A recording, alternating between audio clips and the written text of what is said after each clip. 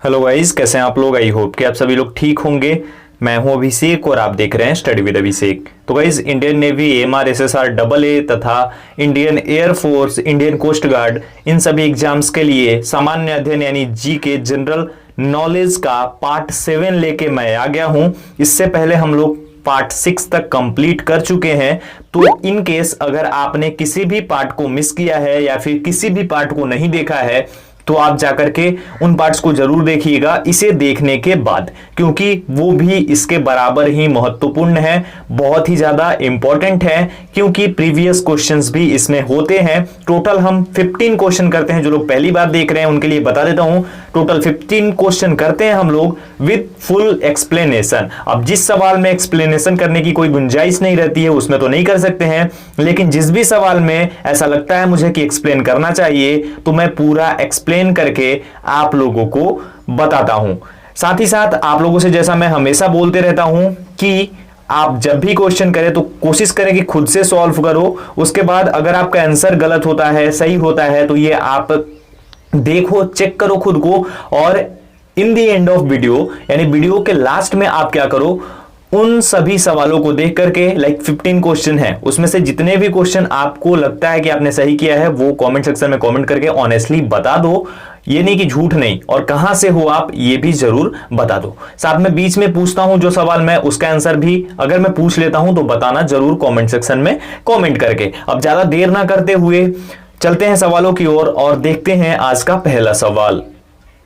तो गाइस, जब तक पार्ट 6 तक हमने 90 नंबर तक कंप्लीट कर लिया था, 91 नंबर क्वेश्चन से शुरू करने वाले हैं। क्वेश्चन है, शांति निकेतन किस महापुरुष से संबंधित है? Shantiniketan is related to which great man? Rabindranath Tagore, Lal Bahadur Shastri, Chittaranjan Das और दादा भाई नौरोजी। राइट आंसर हो जाएगा ऑप्शन नंबर ए, यानी कि रविंद्रनाथ टैगोर से संबंधित है शांति निकेतन।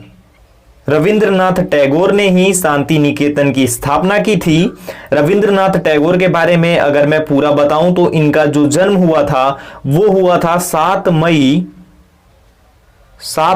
1861 को।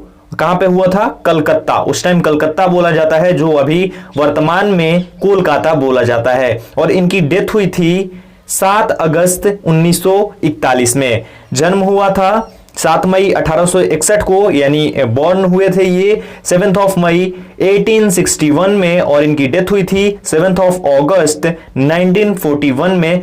डेथ भी इनकी कोलकाता में ही हुई थी, जो कि अभी वर्तमान में कोलकाता के नाम से जाना जाता है। इनका व्यवसाय था लेखक, यानी लेखन में इनकी रुचि थी। लेखक थे ये, कवि थे, नाटककार थे, संगीतकार भी थे, साथ ही साथ ये चित्रकार भी थे। और एक और चीज इनके बारे में, एक और फैक्ट बहुत ही ज्यादा महत्वपूर्ण है, इन्हें साहित्य के क्षेत्र में बहुत ही अच्छा योगदान देने के लिए, साहित्य के क्षेत्र में योगदान के लिए नोबेल पुरस्कार से सम्मानित किया गया था 1913 में, और ये पहले भारतीय थे जिन्हें की नोबेल पुरस्कार मिला था। ठीक है, ये साहित्य के क्षेत्र में इन्हें मिला था, याद रखिएगा। आगे बढ़ते हैं 92 नंबर की ओर। राष्ट्रीय विकास परिषद का पदेन अध्यक्ष कौन होता है? Who is the ex officio president of the national development council, NDC? Prime minister, finance minister, deputy chairman of the planning commission and secretary of the planning commission. Right answer हो जाएगा ऑप्शन ए, यानी प्रधानमंत्री। प्रधानमंत्री, भारत के वर्तमान में जो भी प्रधानमंत्री रहेंगे वही राष्ट्रीय विकास परिषद यानी कि नेशनल डेवलपमेंट काउंसिल के भी मुखिया होंगे, यानी ये पदेन अध्यक्ष होंगे। अभी वर्तमान में भारत के प्रधानमंत्री हैं श्री नरेंद्र मोदी, तो वहीं अभी वर्तमान में राष्ट्रीय विकास परिषद के भी अध्यक्ष हैं। विकास परिषद, राष्ट्रीय विकास परिषद का जो गठन हुआ था वो हुआ था 6 अगस्त 1952 में। 6 अगस्त 1952 में इसका गठन हुआ था, यानी नेशनल डेवलपमेंट काउंसिल का गठन 6 अगस्त 1952 में हुआ था। आगे बढ़ते हैं, अष्टदिग्गज किसके दरबार में थे? In whose court was the 8 baron? Krishnadeva Raya, Shivaji, Chandragupta Maurya और चंद्रगुप्त द्वितीय। राइट आंसर हो जाएगा ऑप्शन ए यानी कृष्णदेव राय के दरबार में अष्टदिग्गज थे। ये 8 कवि थे जो कि अष्टदिग्गज के नाम से जाने जाते थे। कृष्णदेव राय जो कि राजा थे विजयनगर के, विजयनगर साम्राज्य के राजा थे कृष्णदेव राय, और इन्हीं के दरबार में ये 8 कवि थे जिन्हें अष्टदिग्गज के नाम से जाना जाता था। ये जो राजा थे कृष्णदेव राय, ये तुलु वंश से संबंधित थे। अगर कभी एग्जाम में आ जाए किस वंश से थे, तो ये तुलु वंश से संबंधित थे। और ये कब राजा बने थे विजयनगर के? 8 अगस्त 1509 में, यानी 8 अगस्त 1509 में ये राजा बने थे विजयनगर के। और वहां पे ही इनके दरबार में 8 कवि थे जिन्हें अष्टदिग्गज के नाम से जाना जाता था। आगे बढ़ते हैं।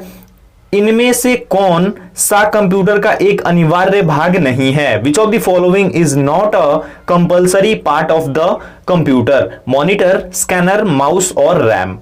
राइट आंसर हमारा हो जाएगा ऑप्शन बी यानी कि स्कैनर। स्कैनर जो है ये कोई ऐसा नहीं है, कंपलसरी नहीं है। अगर आपके कंप्यूटर में स्कैनर नहीं है तब भी आप उसका यूज कर सकते हैं।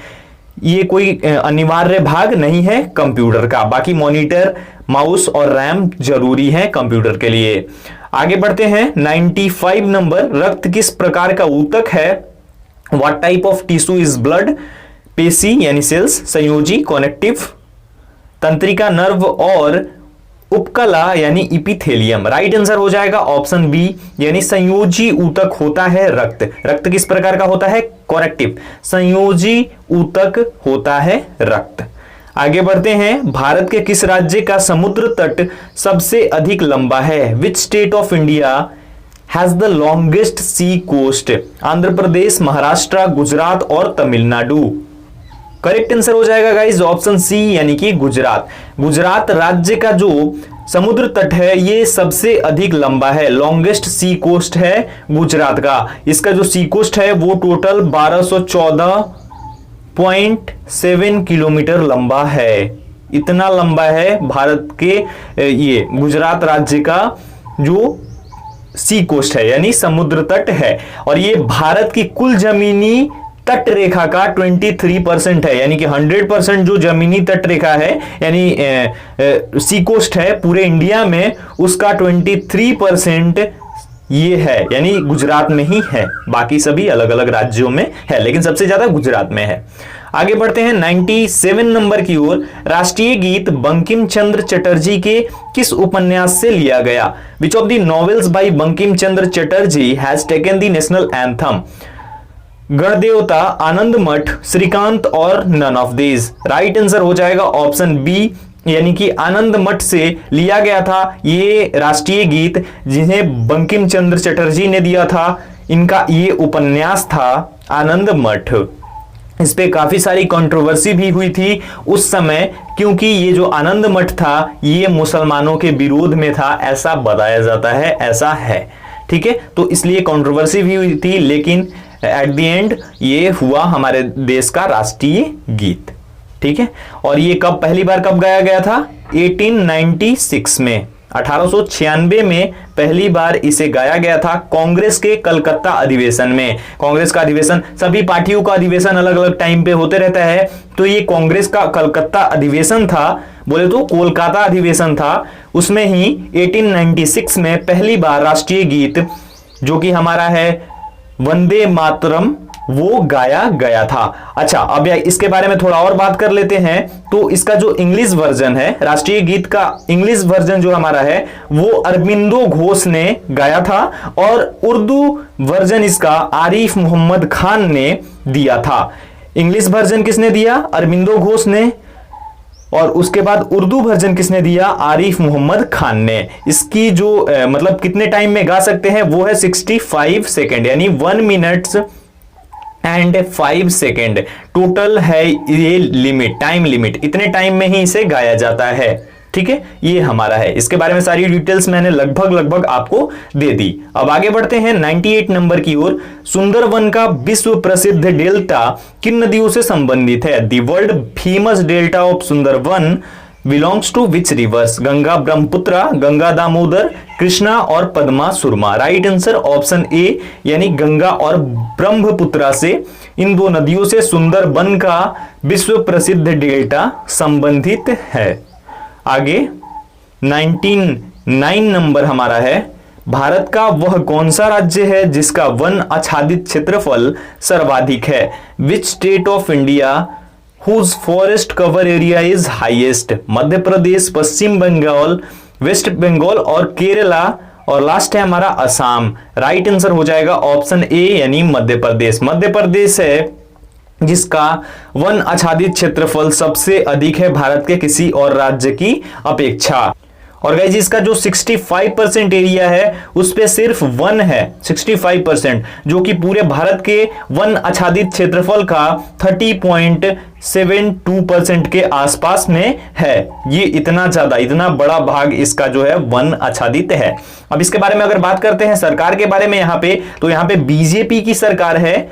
सीएम यहाँ पे है शिवराज सिंह चौहान। इससे पहले कमलनाथ थे, लेकिन उसके बाद उनकी सरकार गिर गई अल्पमतों की वजह से, और शिवराज सिंह चौहान अब नए मुख्यमंत्री एक बार फिर से बन गए हैं। और यहां के गवर्नर है अभी लालजी टंडन। कैपिटल है भोपाल, भोपाल इसकी राजधानी है। आगे बढ़ते हैं 100 नंबर, भारत में उष्णकटिबंधीय सदाबहार वन कहां पाए जाते हैं? Where are the tropical evergreen forest in India found? Andhra Pradesh, Madhya Pradesh, Kerala और असम। राइट आंसर हो जाएगा ऑप्शन ए यानी आंध्र प्रदेश में।